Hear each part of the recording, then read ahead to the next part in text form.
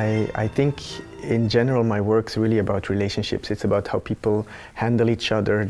So what I felt was that in tango I saw some sort of magic happening, some sort of communication going on that was completely without any sign of even almost visual contact or words. And somehow through touch they could tell each other a lot of things, and we could follow that conversation from outside.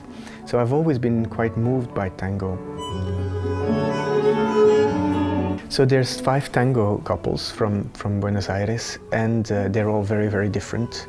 They've all been working with one another as couples for a very long time. So some have been working 6 years, some 10 years. I mean, I learned a lot from watching them because they show me a lot about commitment to one another, and also about unity. I've always been interested in relationships, like dancing with Akram Khan or dancing with Maria Pajes or dancing with Shantala.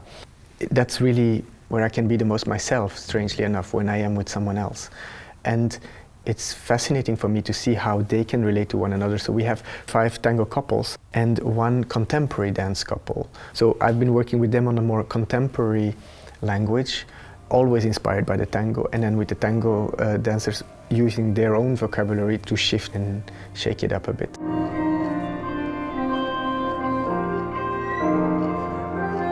Nelida is a bit like the fairy a godmother of all the tango dancers.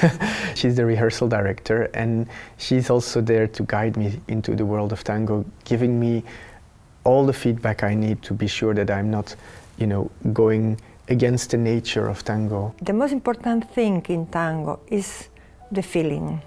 Most of the time, the people is thinking about the steps, about choreography. And I think it's very important, of course, that's dance.